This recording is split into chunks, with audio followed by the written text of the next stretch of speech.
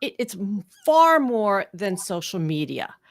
When I was looking up, a little research on digital marketing. Now I've worked in the arena for many years with email marketing, some other things, but I said, but maybe I don't really understand the whole ramification of digital marketing. So I did a little research and the number 13 came up. Yeah, I know, the lucky number 13. 13 types of digital marketing. Okay. How are we as business owners supposed to know what are we supposed to be doing? What's going to be profitable, both time and money? Well, I'm happy to say I have the wonderful Dr. Terri Levine with me here today on Make It Click. Terri is a business and marketing strategist, and she has an agency also. Now, Terri, as I said, the term digital marketing, I think sometimes it's used incorrectly Mm. and people are confused, especially solopreneurs who are weeding through all the noise out there of, what are they supposed to be doing? Can you first start with enlightening us on what is digital marketing so that we can all have a better understanding of it? Yeah, this is such an important conversation. So, digital marketing, the way that we use it at Entrepreneur Agency, applies to anything that happens in an online environment. So, whether it's your social media, whether it's your website, whether it's a landing page, whether it's a funnel, whether it's an email, anything that is not holding your hands is a form of digital marketing. And I'll just say, and we'll delve into this, is you need all of that today. You need every single one of those things in order to create a sustainable and profitable business where you actually get to help clients and impact them going forward. Well, we need it all. Oh, gee, I was hoping you were gonna tell me like we it's like well, okay, so, okay. Is there an entry point and then a progression Yeah. of what you suggest for business owners? So I'm glad you asked that because we just had somebody who chatted with us at the agency this morning, and she said, "Well, I need this and I need this." She named like 10 things. She said, "I'll just invest in all that." And we said, "No, back it up. We're going to tell you there's three different stages of digital marketing. You're at stage one. All you need is stage one. So you want to start with having the first digital asset that's necessary, which is a website done correctly so it generates leads. Most people that I know, they have websites that do not generate leads. My website generates about 19 qualified prospects every single week while I'm sleeping. It's clockwork. So that's the first thing you need. You need the right domain name, the right website, one that is set up to actually get you leads and has search engine optimization in the background. That's actually where you start. The second thing that you need is you need some kind of a lead magnet that can sit on a landing page, a long tail domain landing page, whether that's a webinar, a consumer awareness guide, a book, an ebook. I teach certain processes that I believe in, like consumer awareness guides. That landing page set up with the right long tail keywords is the second stage. And then the third stage is how do we drive traffic to both your website and your landing pages, and that is through social media, setting up your profiles correctly, doing the right kind of posting and commenting, and then making sure that organically you know how to use social media. And then the final stage is to see whether or not ads, whether on Meta or whether on Google, which is YouTube, and Google Ads, which is the platform I prefer, makes sense. We don't even recommend ads until we've done everything else organically. So that's what it looks like. Well, it's find it interesting that you started out with the website because I have often heard from coaches, we won't name it, um, it's like, "Oh, no, no, just get going, just get the website, no, no, no, no, don't worry about that, just, get going." Wow, that's an eye opener for me, and I love that you go into the detail of what you need, the right website and everything. I think oftentimes too many people build a website just so they can say, "I have a website," and then they never look at it again. I can't tell you how many clients I've worked with over the years that yeah, I do a little bit of WordPress over the years, although I'm getting away from that. I don't want to do that anymore. But I go into their back end of their website and it's like, wow, nothing's been updated. They haven't looked at their site. I'm like, well, what is the point? What is Yeah. the point of building it just to say you have it? And I think with a lot of these components you mentioned, this is what people are doing. They're building and then just to say, I have it. Yeah, it's sort of like I didn't really think about how to build the house, how it will stand, and how it will work. I just put it up so I can say, yeah, we have a home. And your website is your most valuable asset if you do it right, which is to make it a lead generating site. So if you have a website and you're not getting qualified prospects every day, your site is done wrong, period. And if you have not had SEO, search engine optimization, and ranked keywords behind your site with meta tags, you're wasting your time, money, and energy. And you have to have the website, Christine, because that's where people go to see if you're real. Mhm. That's where they go to vet you and check you out and check your credibility and ask if you have the right result, not your social media, not a funnel, not a landing page. And 99% of my client family members, I've had over 6,000, when I go to their sites, nothing has been done right, which is why they don't have a conveyor belt of qualified prospects and they have to spend their time hunting for client family members. I rather spend my time having people come in by reverse marketing, raising their hands, filling out a form and saying, can you help me? That's a better way to run your business and free up your time. Yeah, and yeah, a couple of years ago, I forget who I was speaking to, but, talking about, do all this stuff on social media, and I was saying, I realized my website, it's like when people are looking for a solution to a problem, they're not going to social media and searching, for that answer. No, they're going to the search bar in their browser, whether it's Google or one of the other search engines, and looking for a solution to their problem. And it's like, oh my gosh, we are missing out on a gold mine here. Yeah. Is And it's interesting you said that because most people do this backwards. They're spending their time, money, and energy all over social media. They're hiding behind their computer, doing all the social media stuff, which in my experience, 99% of it is a waste of time. And if you're getting crickets, you already know that. And when you have the right website with the right keywords, you're organically found in the search engine. And then if it's set up right, people will raise their hands and you'll have conversations, or your team will, all day long with the right people. So if you're not generating leads and getting every day, getting at least one lead off your website, it's not done right.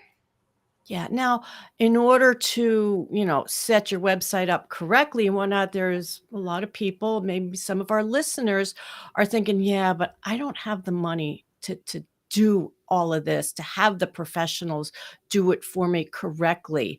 Now I know buyer persona plays a tremendous part in putting ourselves out there correctly. Can you speak to that, and what is the buyer persona and why is it so important? Yeah, it's so funny we're talking about this. I'm literally just writing an article for a company on this right now. If you don't truly understand your buyer, who is the one person that I really help? What is it about that person? What are their psychographics, their demographic, their sociographic? What do they like to eat, drink? What do they read? What do they watch on TV? What movies? What podcasts? If you don't have a deep understanding of the person that you are putting your things out in front of, number one, you can't attract them. Number two, you don't know what result they want. You just know what you want to sell. You're like, oh, I want to sell this widget. It's awesome. It might not be what the audience wants. So when you understand your buyer and you understand what they're looking for, then you build a website around them. And I'm going to go backwards and speak to something else you said. If you don't understand that marketing and innovation are the only two things that you get an ROI on, everything else is an expense, then you are not going to have a successful business, in my experience. So if you come in to start a business and you say, oh, I don't have enough money to build a website, right, so I'm just going to throw it up there and do it wrong. then you're going to be in the same situation a month from now, 6 months from now, a year from now, where you're still like, yeah, well, I didn't have enough money, and so I'm not getting any clients or enough clients or not making enough money. You'll be out of business. So find a way or make a way, get a loan, go to a bank, ask a friend, family member. You can't be in business today, no matter what industry you're in, and have a poorly constructed website and no leads. Think about it. How do you have a sustainable business without people raising their hands and purchasing? You don't. So don't crimp and skimp and say, I can't afford it done right. I'll just do it wrong, because you're going to make a huge mistake, and I don't want to see that happen. Wow. Yeah. Thank you so much for that. I want to ask you, you mentioned about then the lead magnets. What are you finding currently today, this week, because Yes. everything always changes, what types of lead magnets do you find are working best? And I guess for different types of industries, it's going to Yeah. change. Is there something, one type in general, or a few different ones that are working best?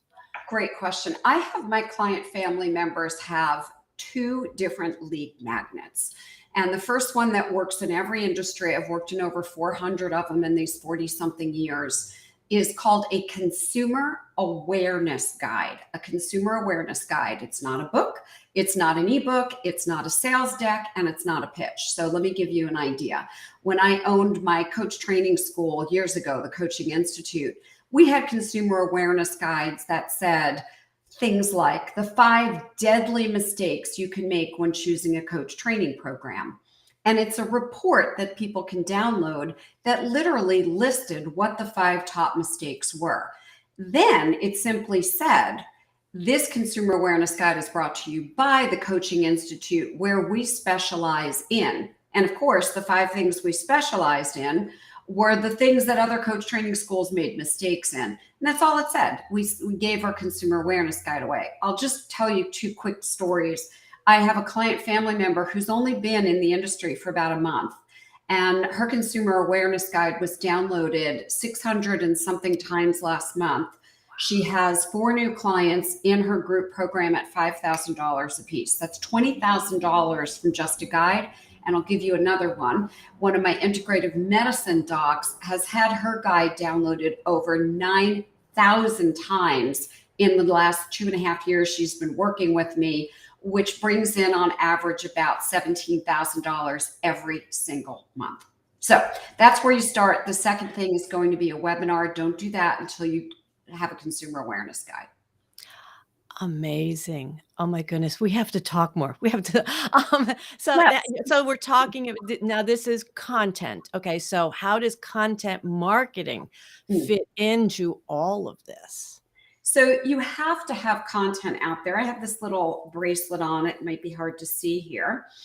And let me see if I can pull it up here. So it says on one side, on this side, it says serve and create. And on this side, it has a check mark. And I got this idea, the concept, from another coach. I saw something similar and I loved it. And purple is obviously my color.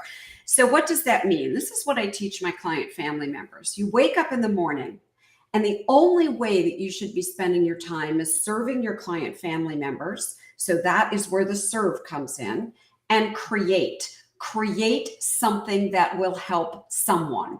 So you spend your time doing or saying something during the day that makes an impact on your target audience, your avatar, through education, through value. That's it. I don't spend my time on social media. It's 20 minutes a day. I actually use a timer. I'm in and out on one platform. That's it. All of the other things, content and SEO, I don't want to know that. I didn't get into this business to be a marketer or a salesperson or a digital marketing expert. I stay in my lane. I'm the CEO of my company. I work with my client family members. I do what I love, serving my clients, creating value for them. End of story. I work about 21 hours a month. We do about 3 million a year on average, and my clients get massive value because I spend my time focused on what's most important. So that's what I advocate. Hmm. Awesome, awesome. Well, this has just been an amazing, conversation. I think we could go on forever. Um, but is there some way for people to get in touch with you? What's the best way? Yeah, so I'll give you two things. If you go over to Entrepreneur Agency, and you really want to learn what should I be doing and which stage, and you're interested in outsourcing that the way I have for years and years and years. Or right here, what you have on the screen is something super, super valuable, which is six figures in 6 months. And I recommend that you watch this for two things. The first reason is you can model your webinar after mine. And the second thing is you can learn from my webinar how to create six figures in 6 months. So go over to sixfigsinssixmonths.com, and very importantly, go ahead and book a call. Let us see if the agency can take over that digital marketing and bring you a conveyor belt of qualified prospects. Oh, thank you so much for that. I do have one more question for you, Terry, before you go. And that is, now you've been in business many, many years. I don't know how, because you look so young. But when you think back, is there something that you learned early on, that just made it click for you in your business? Or maybe it's something as the years went on that helped you to shift something, but, it could be something you learned, or maybe there was a particular tool. I'm partial to tools too, um, that you can say, "Wow, this really made a difference in my business." Is there something? Mhm. Thanks for asking that. I'll say the biggest lesson I got, I've been a business consultant now for about 33 years, and this is my eighth multi-million dollar business in all different kinds of industries. I'll say what I learned, and it took me six businesses to learn this, so I'm telling on myself, is don't try to do it all. I wasn't being the CEO. I was reading email, I was filing papers, I was making sure people were paid and getting agreements back. I was, trying to learn how to create a website and taking courses in SEO, and then social media and learning all of that, and social media marketing and email. I could go on and on of all the investments of time, money, and energy I made. And I finally had the wake up. That's not what I got into business to do. I need to sit in the CEO chair. I need to have a vision for the company. I need to run the company in the CEO chair. So my lesson is this. I always ask myself, I love Steve Jobs. So I ask myself, really? Would Steve Jobs be doing this? And if the answer is no, I find someone who can do it, and I stay in my lane, my zone of genius.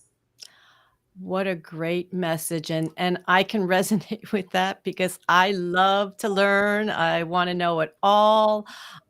Thank you so much for that message, and thank you so much for being my guest today on Make It Click. It's been great to be with you. Thank you, Christine.